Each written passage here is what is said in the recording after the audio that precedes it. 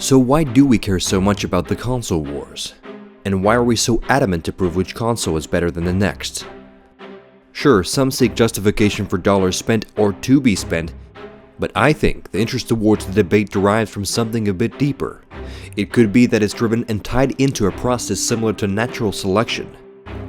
It's no accident that the majority of the criticisms and complaints of the previous generation of hardware have been vastly improved upon. The collective mind of the gaming community drives the evolution of the hardware, and this is why the console wars, the debate, exists. People like Mark Cerny at Sony and the team at Xbox listen. In this round, we're going to be comparing the devices in terms of aesthetics, overall hardware design, heat output, power consumption, and silent performance. So welcome back to the next installment of the console wars.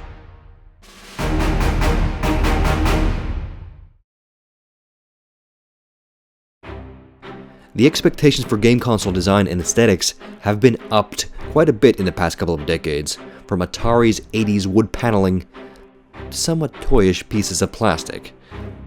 Game console design has always been interesting. At its worst, it's been butt ugly, but at its finest, it's been truly elegant. The words that come to mind when describing the PS4 in this regard are compact and streamlined. First impressions are key when it comes to aesthetics, and the PS4 impresses with its sleek and slanted design and surprisingly compact form factor. Aesthetics are of course completely subjective, but when you see the Xbox One for the first time, it's hard not to wonder where this goes.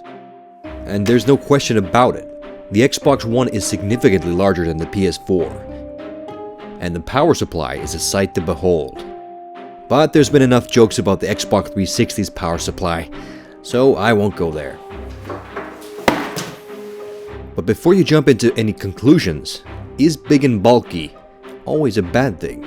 There is a reason why PC gamers tend to enjoy big cases, and one of the key reasons behind this is airflow. The better the airflow, the cooler the components are, and the cooler that the components are, the longer they will last. It's no secret that the Xbox 360 suffered severely from overheating, and it's actually pretty great to see Microsoft taking measures to ensure that this gen isn't a repeat of that debacle. The Xbox One is outfitted with a quite substantial heatsink and fan that even a representative of the PC master race can appreciate. The heatsink and fan are mounted on the Xbox One's main system on chip, and the fan is pushing air out of the top end of the Xbox One. The device has substantial air intake vents on the sides and the back, so basically air comes in through the sides and back, and the large fan pushes the heated air out of the top, so the Xbox One has decent airflow. The PS4 is simply put a small engineering marvel when you look at how much Sony has managed to cram into a relatively small space. It doesn't take a rocket scientist to determine which of the two companies has a long history in hardware engineering. From a custom Blu-ray drive to the PS4's compact power supply, everything has been designed to accommodate the PS4's sleek form factor. But when the devices are packed with the latest hardware at a relatively low price point, it comes as no surprise that a couple of concessions has had to be made. For one, the frame of the PS4 isn't quite in perfect balance. It teeters a bit when laid on an even surface. It is a bit disconcerting, but a quick fix no doubt in later revisions. The PS4 can be placed upright, but according to Microsoft, the Xbox One cannot. This is due to the choice of disk drive, which is not designed to function vertically.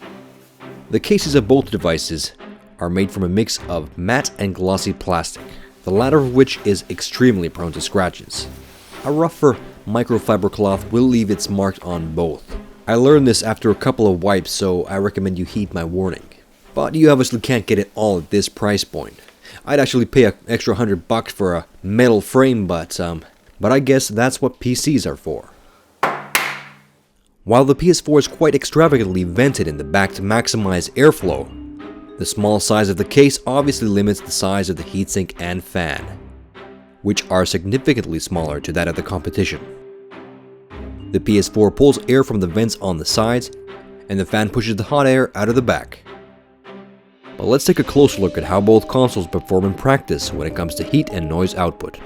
We'll be going deeper into the CPU, GPU, and other components in a later round, but at this stage it's relevant to say that both systems are on a similar system on chip with approximately comparable architecture and power values. After extensive measuring, the PS4 was idling consistently around 38 degrees Celsius or 100 degrees Fahrenheit, which is a respectable result, but the Xbox One's temps impressed me even more.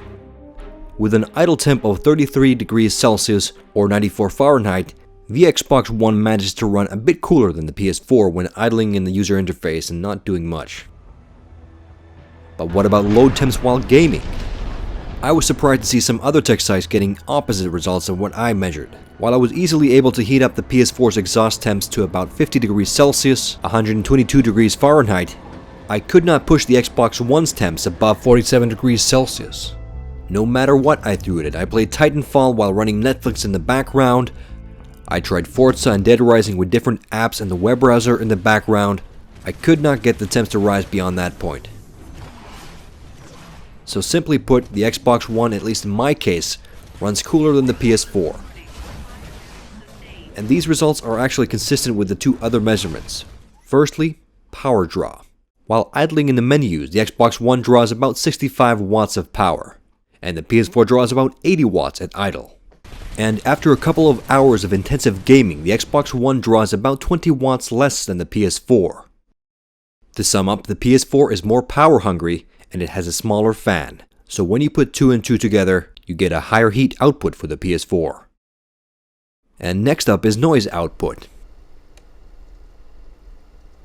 Do you hear that? The Xbox One is practically silent when idling. The PS4 doesn't cause much of a ruckus either. But the noise output on the Xbox One is 1 or 2 decibels lower than the PS4. And here's where the Xbox One's size may again come into play. While the PS4's fan ramps up with a 10 decibel noise increase during intense gaming, the Xbox One's large fan managed to keep quiet even after an extensive gaming session, and even while Netflix is running in the background. And that is an impressive achievement. There's barely a difference to the idle noise test. But it should be noted that the Xbox One has 2 additional sources of noise. Namely, the Kinect and power supply both seem to have a fan inside them. Thankfully, the noise from the Kinect is not audible from an average viewing/listening distance. But probably the most annoying thing that needs to be mentioned here is that the external power supply is not completely silent. It creates a slightly higher pitched squeal that definitely is audible when the machine is on standby mode. And speaking of standby mode, both machines are capable of downloading updates and doing some secondary tasks in standby mode. The PS4 draws about 9 watts of power, while the Xbox One actually draws more than double at around 19 watts. Sure, 19 watts is not a massive power draw, but the Xbox One will run your utilities bill around $10 more than the PS4 annually. The weird thing about the Xbox One's standby power draw is that it fluctuates and seemingly reacts to the Kinect. So I have a feeling that the ever-seeing eye could always be watching.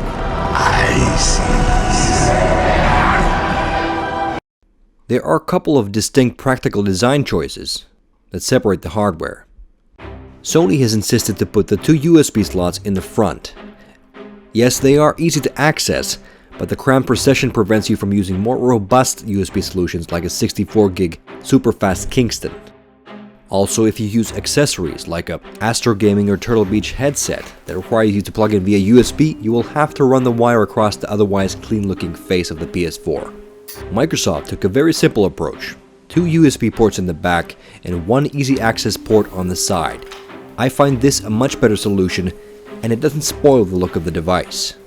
The power buttons and indicator lights on both machines are subtle yet elegant.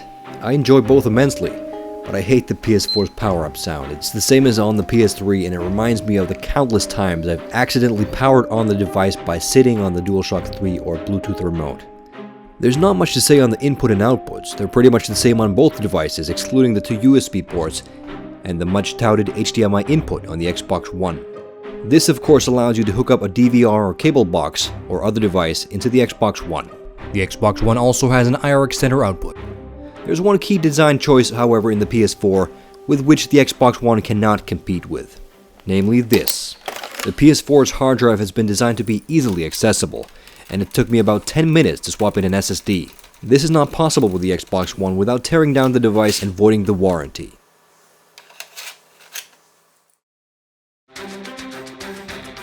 So there it is. Both devices look very clean when hooked up and installed, but the streamlined PS4 definitely wins in the looks department and is undoubtedly a marvel of hardware engineering. However, the compact size of the PS4 comes with its weaknesses, as the Xbox One takes the cake in both silence and heat performance. And from a practical standpoint, the Xbox One has a slight edge with the USB placement, but the PS4 receives a golden star for hard drive accessibility. And for all these reasons combined, the PlayStation 4 and Xbox One deserve a point in round 2.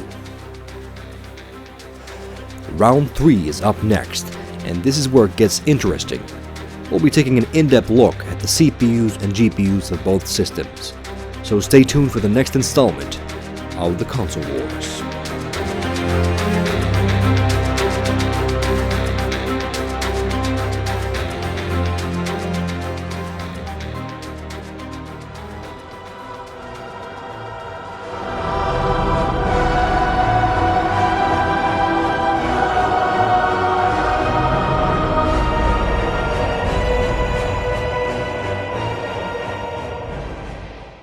What's up everyone? Thank you for watching that video. If you want to see more of the latest and greatest tech news, you can subscribe to our main Techno Buffalo channel by clicking the button right down below in my pants region, or click on the buttons to your right to see more videos.